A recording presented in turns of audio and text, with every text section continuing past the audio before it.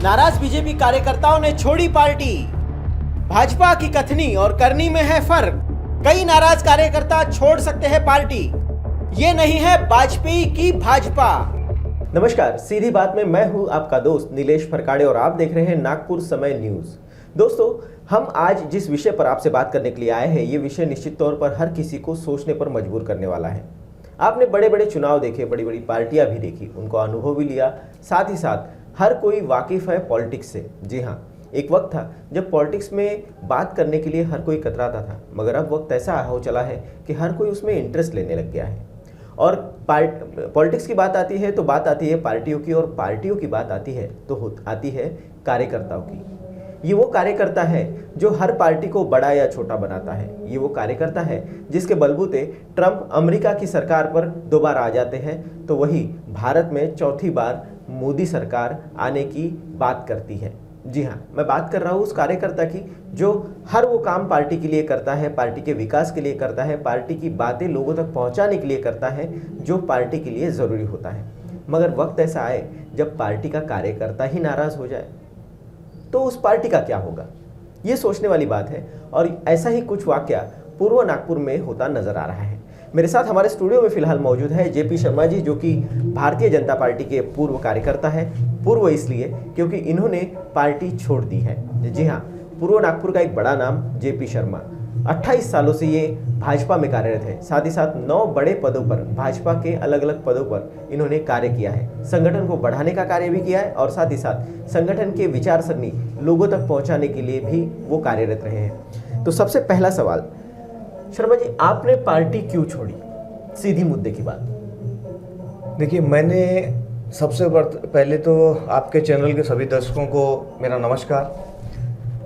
मैंने जब ज्वाइन की थी आज के 28 साल पहले, जब अटल बिहारी वाजपेयी इनका बोलबाला हुआ करता था, आदरणीय प्रभाकर राव जी डट के इनके नेतृत्व में इनके साथ रहकर मैंने भारतीय जनता पार्टी ज्वाइन की थी। और जब मैंने पार्टी छोड़ी है, उस वक्त वो भारतीय जनता पार्टी नहीं रही, भारतीय जनता कांग्रेस पार्टी बन गई है। लगातार बाहर से आते हुए लोगों के चक्कर में पार्टी की जो मूल विचारधारा, जिस विचारधारा को लेकर अटल जी ने इस पार्टी की स्थापना की थी, या हमारे जो नेता थे श्यामा प्रसाद मुखर्जी वगैरह के नेतृत्व में जो चीज़ों का विरोध करने के लिए भारतीय जनता पार्टी की स्थापना की गई थी, आज दूसरी पार्टियों के लोगों ने आकर हमारी पार्टी की सारी विचारधारा को धूमिल कर दिया है। एक वक्त था जब हम 350 रुपये सिलेंडर हुआ था, तो हमने उसका विरोध किया था कि 350 रुपये का सिलेंडर गलत है। लेकिन आज सिलेंडर 850 हो गया हमारी सरकार में, तो एक भी विरोध करने के लिए आगे नहीं आ रहा। जब बिजली 5.5 रुपये यूनिट हो गई थी, तो मुझे अच्छे से याद है कि मंगलवारी जोन के अंदर में देवेंद्र जी फडणवीस के नेतृत्व में हमने मोर्चा निकाला था। और उस वक्त देवेंद्र जी के कथन थे कि उपभोक्ता के घर तक 2.5 रुपये के अंदर में बिजली पहुंचाई जा सकती है।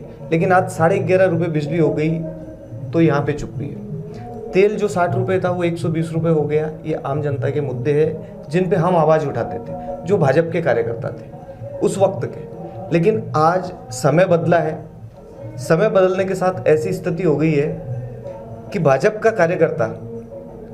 कार्यकर्ता आवाज़ उठा नहीं पा रहा है या आवाज़ दबा दी जा रही है। पिछला इलेक्शन अगर लोकसभा का देखें तो 543 सीटें जो लड़ी गई, उनमें से 110 सीटें बाहर से आई हुई पार्टियों के लोगों को दी गई। क्या ये पार्टी की मूल विचारधारा से सहमत थे वो लोग? 110 के अंदर में से 41 सीटें बाहर से आए हुए लोग जीत गए, यानी वो आज हमारी भाजपा का टेग लगा के वो खासदार बने हुए हैं। तो क्या वो लोग हमारी मूल विचारधारा जो थी उससे जुड़ पाएंगे? ज़्यादा बाहर की बात न करते हुए, अपने बाजू में पावन गांव में कत्ल खाना खुला, क्या ये बीजेपी की विचारधारा थी कि कत्ल खाना खुलेगा? इलेक्शन होने के तुरंत बाद में उमरेड का कत्ल खाना फिर से पास कर दिया गया, क्या ये भाजपा की विचारधारा थी? अगर अरविंद केजरीवाल साहब ने बिजली फ्री की, 200 यूनिट फ्री की, तो भाजपा के हर कार्यकर्ता ने यह नारा लगाया कि रेवड़ी वाटप किया जा रहा है। आज हम जो हरकतें कर रहे हैं, क्या वो जन कल्याणकारी योजनाएं हैं?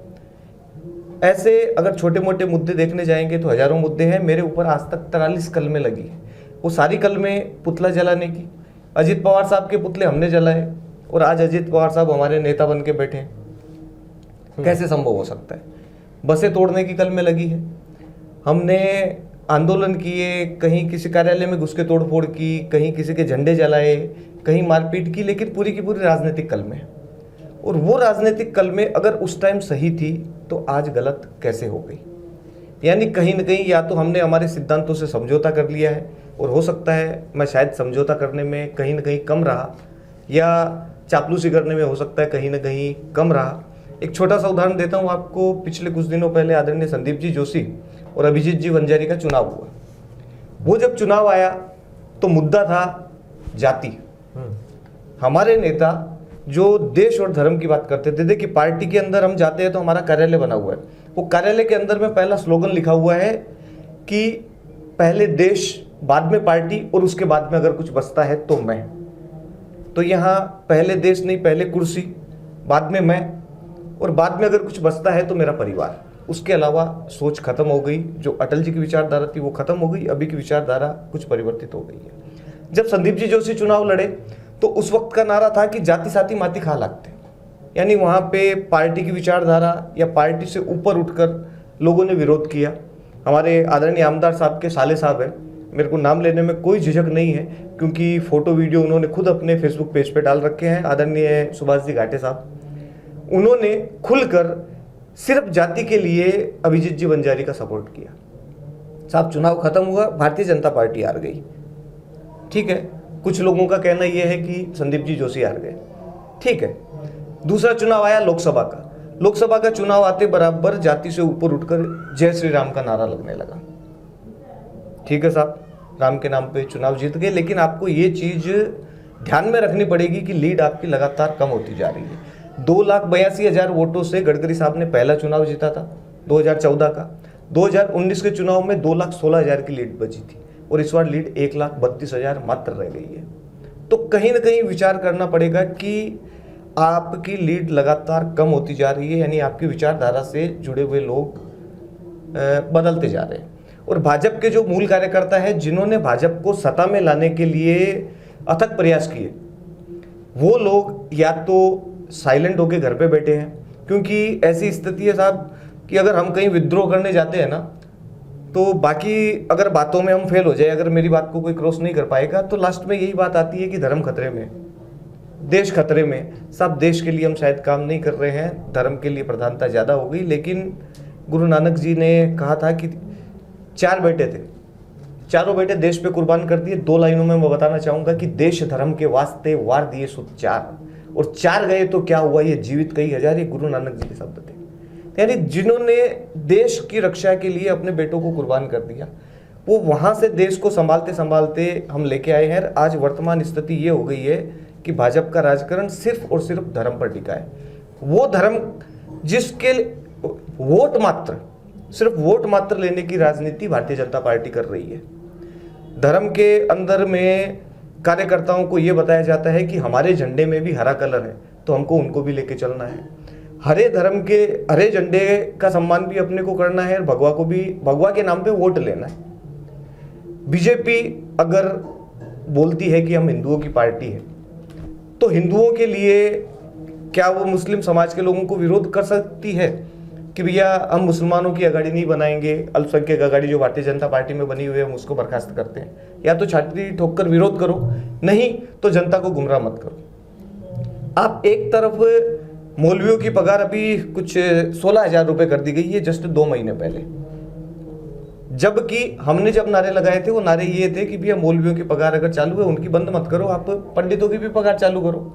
एक ही देश में रह रहे हैं, एक ही समाज में रह रहे हैं, तो वहाँ पर आप दोनों की पगार चालू की जाए, लेकिन नहीं की गई। पंडितों की पगार चालू नहीं हुई, मौलवियों की पगार 16,000 कर दी गई। तो एक तरफ तो आप सर्वधर्म सद्भावना की बात कर रहे हो, और दूसरी तरफ आप बटोगे तो कटोगे का नारा लगा रहे हो। साहब कश्मीर के पंडितों का नाम ले लेकर हमने आंदोलन किए और हम सत्ता में आए, लेकिन सत्ता में आने के बाद में अगर हमने एक भी कश्मीरी पंडित को वापस अगर कश्मीर में बढ़ाया है, बसाया है अगर वापस, तो उसका नाम बताए। मैं ये चाहूँगा एक भी एक कश्मीरी पंडित को हमने नहीं बसाया। और कत्ल खाने खोलने वाली सरकार का साहब मैं समर्थन नहीं कर सकता, क्योंकि गायों की रक्षा के लिए हमने कई बार ट्रकें रोकी, कई बार मारपीट हुई, कई बार लाते खाई, कई बार कलमे लगी। अब आज वही सरकार से हम उम्मीद कर रहे थे कि भैया ये कम से कम गाय माता को राष्ट्रीय पशु घोषित करेगी, राष्ट्र माता घोषित करेगी, ऐसा अपेक्षाएं लेकर मेरे जैसे अनेकों कार्यकर्ता, अभी तो राज्य सरकार ने किया जी किया, लेकिन सच्चाई क्या है? आज हम बीफ के सबसे बड़े सप्लायर है विश्व में। अगर एक्सपोर्ट अगर किसी चीज़ का करते हैं तो हिंदुस्तान नंबर 1 पे बीफ सप्लायर है। क्या ये हिंदुस्तान वही हिंदुस्तान है जिसका सपना आदरणीय अटल बिहारी वाजपेयी ने देखा था? अटल बिहारी वाजपेयी हमेशा कहते थे कि यहाँ की नदी नदी हमारे लिए गंगा है, यहाँ का कंकर कंकर हमारे लिए शंकर है।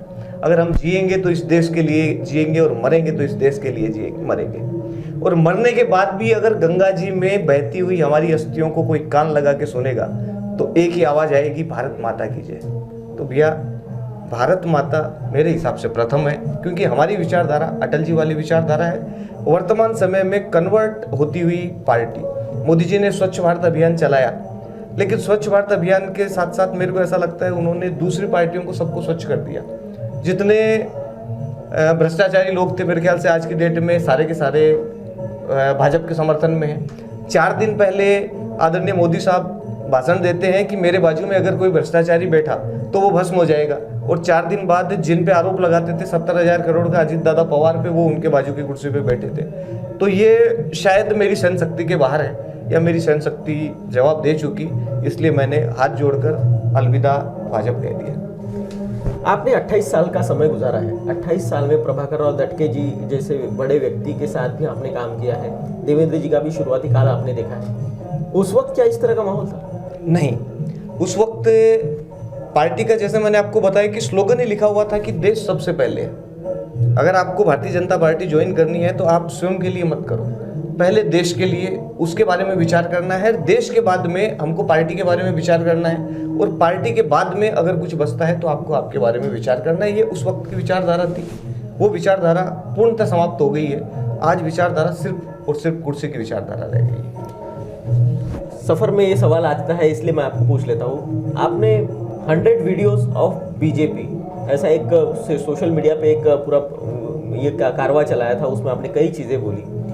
उसके पीछे क्या मुख्य मुद्दा? मैंने भारतीय जनता पार्टी छोड़ने के पहले, मैंने अभी जस्ट 2 दिन पहले भारतीय जनता पार्टी छोड़ी है विधिवत। मैंने छोड़ने के पहले सारे कार्यकर्ताओं के कहने पर, जो बहुत से ऐसे कार्यकर्ता हैं जो अपने मुंह से आवाज़ नहीं कह पाते, क्या है नेताओं का प्रेशर, नेताओं का डर या लोगों के व्यक्तिगत संबंध है वो भी कहीं मायने रखते हैं। तो मैंने छोड़ने के पहले भाजपा उस वक्त क्या थी, भाजपा की गलतियाँ कहाँ कहाँ रही, कि उदाहरण के तौर पे मेरे को एक उदाहरण याद आता है कि मैंने एक छोटा सा उदाहरण दिया था कि केंद्रीय मंत्री हमारे यहाँ से हैं परिवहन के, और हमने परिवहन मंत्री नागपुर को दिया है, और परिवहन की सबसे बड़ी दिक्कत हमें को है।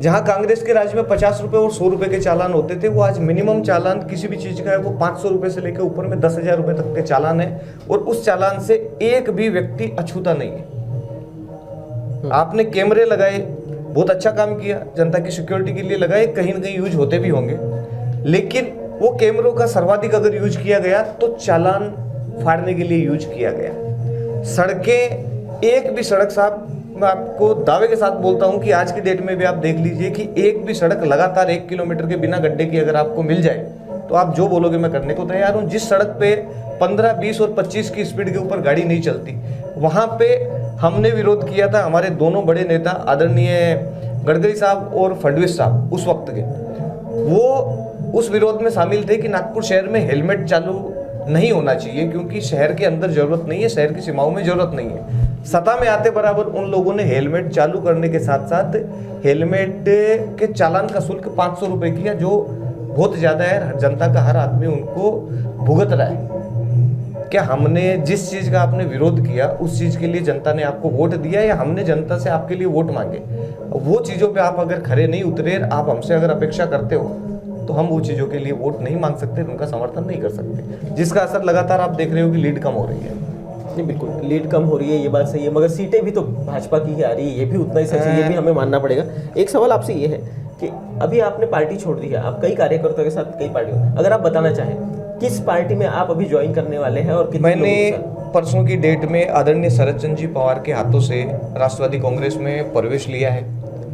और प्रवेश लेने का सबसे बड़ा कारण जो मैंने बताया था कि हमने जहाँ राजकारण की शुरुआत की थी वहाँ पे भी ऐसा लिखा हुआ था, देश प्रथम। तो राष्ट्रवादी एक ऐसा शब्द है जिसको सुन के ही रोंगटे खड़े हो जाते हैं कि ये राष्ट्रवाद के लिए कुछ करने वाली पार्टी है, धोखा खाए हुए लोगों की पार्टी है। देखिए, अगर उधर कुर्सी पे आप अगर देखें कि वर्तमान समय की सरकार है, उनमें आदरणीय एकनाथ जी शिंदे साहब, छोटा मुंह बड़ी बात हो जाएगी, लेकिन उन्होंने उद्धव साहब ठाकरे, जिनके पिताजी आदरणीय बाला साहब ठाकरे ने पार्टी का निर्माण किया था, उनके मुंह से निवाला छीनकर गद्दारों को लेकर वो चले गए, धोखा देके गए हुए। वो धोखा देने वाले लोगों की पार्टी है। अजीत पवार साहब, जिन्होंने धोखा देकर शरद पवार साहब, उनके चाचा जी, उनकी पार्टी को उनसे छीन कर लेके गए, तो उधर धोखा देने वाले लोग हैं, इधर धोखा खाए हुए लोग हैं। तो हमने भी ऐसा एहसास किया, मैंने भी कहीं न कहीं ऐसे, मेरे जैसे कई कार्यकर्ता, उनको ये एहसास हो रहा है कि कहीं न कहीं धोखा जनता के साथ हुआ है, कहीं न कहीं धोखा कार्यकर्ताओं के साथ हुआ है, बताया कुछ और गया और किया कुछ और गया। वो पार्टी छोड़ देने में भलाई है, इसलिए मैं जिन्होंने धोखा खाया उनके साथ में खड़ा हूँ। शर्मा जी, सबसे ज़रूरी चीज़, अब चुनाव का दौर चल रहा है, प्रचार सारी तरफ बढ़ रहा है। अब स्थिति ऐसी है कि निश्चित तौर पर पूर्व नागपुर में, जैसे कि आपने डिटेल बताई, उसमें निश्चित तौर पर यह भी तो दिखाई दे रहा है कि वोटों की लीड कम हो रही है। इस बार ऐसा कहा जा रहा है कि कृष्णा खोपड़े जी के लिए अच्छा फ्लो है और उनकी सीट फिर से चुनकर आएगी। एक कार्यकर्ता होने के, एक भूतपूर्व कार्यकर्ता होने के नाते किस तरह से देखते हैं इस बार का चुनाव? सच्चाई वो नहीं होती है जो दिखाई जाती है, सच्चाई कई बार छुपी हुई भी होती है। अगर चर्चा करें तो कृष्णा जी खोपड़े पहली बार जब चुनाव जीते थे तो 36,000 वोटों की लीड थी, दूसरी बार जीते तो 48,000 वोटों की लीड थी 2019 में, और 19 के अंदर में अगर लीड पे अपन आते हैं तो वो लीड 48,000 से घटकर 24,000 हो गई। यानी पहले चुनाव में 2009 में आप 36,000 से जीत रहे हो, दूसरे में आपकी लीड बढ़ रही है, आपका फैन फॉलोअर बढ़ रहा है, आप 48,000 वोटों से जीत रहे हो। तीसरी बार में एक साधारण कार्यकर्ता पुरुषोत्तम हजारे, छोटा नाम था, कृष्णा जी के सामने बहुत छोटा नाम था, साधारण परिवार का आदमी, वो आदमी ने 80,000 वोट आपके खिलाफ लिए और आपकी लीड मात्र 24,000 वोटों की थी। बिल्कुल सही बात। जब आपकी लीड 24,000 वोटों की थी, पूर्व नागपुर से 24,000 वोटों की लीड थी, तो गडकरी साहब की लीड 76,000 वोटों की थी। यानी पूर्व नागपुर में 52,000 लोग ऐसे हैं जो गडकरी साहब को तो पसंद करते हैं लेकिन कृष्णा जी खोपड़े को पसंद नहीं करते। उस पर भी अपने को विचार करना पड़ेगा, क्या एक कंडीशन। दूसरा कि इस बार लीड गडकरी साहब की 72,000 हो गई, 4,000 कम हो गई, यानी 76,000 से 72,000 हो गई। तो खोपड़े साहब की भी निश्चित तौर पे 4,000 की लीड कम हो गई है। ये लीड बची है मात्र 20,000 वोटों की, और 20,000 वोटों का कैलकुलेशन मैं आपको बताता हूँ। अभी मैदान में पुरुषोत्तम जी हजारे हैं, जो आमदार साहब बोला करते थे कि जाति साथी माती खा लागते, तो सिर्फ आप ही एक जाति में कार्यकर्ता नहीं। देखिए, जाति धर्म सभी समान है, लेकिन वो जाति के वोट कटेंगे। आभा पांडे आपके पीछे में सतरंजीपुरा से खड़ी है, जो आपका क्षेत्र है, और मजे की बात यह है कि सतरंजीपुरा का जो क्षेत्र है, जिस क्षेत्र में आमदार साहब का रहना है, वो क्षेत्र में आज तक भारतीय जनता पार्टी लीड पे नहीं आई। लीड अगर भारतीय जनता पार्टी को मिली है तो हिंदी भाषी पट्टे से मिली है, और वर्तमान समय में हिंदी भाषियों के सबसे बड़े विरोधी के रूप में आमदार साहब उभर कर आए हैं कि उन्होंने हिंदी भाषियों को काटने का जितना काम किया उतना आज तक के इतिहास में कभी नहीं किया गया। इससे पहले भी हर जाति हर बिरादरी के लोग आमदार बने यहाँ पे, खासदार बने यहाँ पे, लेकिन ये राजकारण नहीं हुआ। लेकिन वर्तमान समय में राजकारण बहुत हो रहा है, और हिंदी भाषी पट्टा, मेरा ऐसा मानना है कि 20,000 की जो लीड है वो मात्र अगर 20,000 की लीड तो देखिए आभा पांडे अकेली कम करेगी। वो जिस क्षेत्र में आमदार साहब खड़े हैं, 4 हिस्सों में अगर पूर्व नागपुर को बांटा जाए तो सतरंजीपुरा के उधर के पट्टे में आभा पांडे लीड कम करेगी, और आभा पांडे ताई के साथ में जो ब्राह्मण गैंग है, दुबे, चौबे, त्रिपाठी, शुक्ला, मिश्रा, ये लोग कंधे से कंधा मिला के जो उनकी रैलियों में दिख रहे हैं, वो कहीं न कहीं 20,000 वोटों की लीड जो आमदार साहब की है वो खत्म कर देगी। पुरुषोत्तम जी हजारे जितने वोट लेंगे वो दोनों पार्टियों को चोट देंगे, उनका पर्सनल वजूद है, उनका पर्सनल वर्चस्व है। अब ये जो प्रभाग 23 और 22, कोटा कॉलोनी, वर्धमान नगर, देशपांडे लेआउट, ये जो पट्टा है ये निर्णायक रहेगा। और यहाँ पर एक ऐसी चर्चा चालू है कि पहली बार किसी श्याम भक्त को टिकट मिली है। देखिए, जाति के नाम पे आपने चुनाव लड़ा, राम के नाम पे चुनाव लड़ा, इस बार श्याम के नाम पे चुनाव। मेरा अगला सवाल ही होता, मैं आपको रोक कर ये पूछना चाहूंगा कि अगर आप कहते हैं कि अभी आपने शरद पवार की पार्टी में ज्वाइन किया है, आप ही की पार्टी के व्यक्ति को अब टिकट मिला है, और ये जो पूरा अब वाकया होगा, अगर वो उधर से वोट्स कम हो गए तो इधर भी पुरुषोत्तम हजारे के दुनेश्वर जी के वोट कम करेंगे। पुरुषोत्तम हजारे निश्चित तौर पे कांग्रेस के वोट भी कम करेंगे और भाजपा के भी वोट कम करेंगे। अगर 20,000 वोट कांग्रेस के कम करेंगे तो 10,000 वोट भाजपा के भी कम करेंगे। वहाँ पे 10,000 वोटों से दुनेश्वर जी पेटे को नुकसान है, लेकिन जिस क्षेत्र में हिंदी भाषी पट्टा है, जो मारवाड़ी, गुजराती, सिंधी, पंजाबी, छत्तीसगढ़, यूपी, एमपी, ये जो पट्टा है, ये पट्टा बीजेपी का अंधभक्त पट्टा है। ये उम्मीदवार नहीं देखता, नाराजगी कितनी हो ये बटन कमल का दबा के आता है, क्योंकि इनके दिमाग में कहीं ना कहीं ये ठूस के रखा हुआ है, ये डाल के रखा हुआ है कि जहाँ बीजेपी हटी आपकी गर्दन कटनी है, जहाँ बीजेपी घटी वहाँ पे मुसलमान आपके घर पे आके कब्जा कर लेंगे, धर्म के नाम पर बंटोगे तो कटोगे, ये नारा बीजेपी लगा रही है, लेकिन हरकतें बीजेपी वही कर रही है। देखिए, पहले ऐसा होता था कि देश के नाम पे वोट मांगे गए, उसके बाद में ये स्थिति हुई कि हिंदू और मुसलमान 2 हिस्से किए गए, बाद में स्थिति ये हो गई कि हिंदुओं के 2 हिस्से किए दलित, ये दलित है, ये हिंदू नहीं है। अब स्थिति ये निर्माण कर दी गई है कि जो बीजेपी को वोट दे रहा है मात्र वही हिंदू है, और इसमें कई हिंदुओं के संगठन है, मुझे शर्म के साथ कहना पड़ता है, माफ़ी के साथ, कि वो लोग भी शामिल है। उनको ये विचार करना चाहिए कि हर पार्टी के अंदर में हिंदू है, और हिंदुओं को बांटो मत। धरती बांटी अंबर बांटा, बांट दिया भगवानों को, अरे जाने भी तो बस करो, मत बांटो इंसानों को, मत बांटो इंसानों को। बहुत बहुत धन्यवाद सर।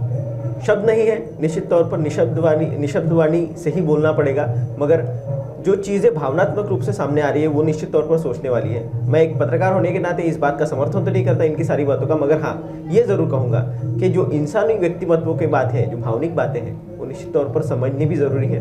क्योंकि अगर बात किसी भी धर्म, जाति, संप्रदाय को बांटने की होगी तो वो गलत है। एकता सभी में होनी चाहिए। भारतवर्ष इन सभी से मिलकर बना है, और इसी के साथ ये गुलजार भी है। सर, आप हमारे स्टूडियो में आए और हमसे बात की, उसके लिए बहुत बहुत धन्यवाद। और मैं आपके स्टूडियो में जाते जाते एक मैसेज और देना चाहूँगा कि भारतीय जनता पार्टी का कार्यकर्ता शांत बैठा है, जो पुराना था, ओरिजिनल कार्यकर्ता। मैं नए समय पे आए हुए चमचों की बात नहीं कर रहा। कहीं ना कहीं भारतीय जनता पार्टी के अंदर, इस पूर्व नागपुर के अंदर बहुत बड़ा भीतरघात होने वाला है, उसके लिए तैयार रहे। जय हिंद, जय भारत, जय श्री राम। तो दोस्तों, सीधी बात में आज आप हमारे साथ थे जेपी शर्मा जी, जो कि भूतपूर्व भाजपा कार्यकर्ता थे, बड़े पदों पर काम कर चुके हैं, मगर फिलहाल उन्होंने यहाँ पर राष्ट्रवादी कांग्रेस पार्टी शरद पवार गुट में प्रवेश लिया है और इस पार्टी का वो काम कर रहे हैं। साथ ही साथ उन्होंने ये भी बताया कि भारतीय जनता पार्टी में किस तरह से कार्यकर्ता नाराज है, और साथ ही साथ पूर्व नागपुर में उसका क्या असर दिखाई देता है। अगले एपिसोड में नए व्यक्ति के साथ, नए विषय के साथ मैं आपसे फिर मुखातिब होऊंगा। तब तक की मुझे दीजिए इजाजत। नमस्कार।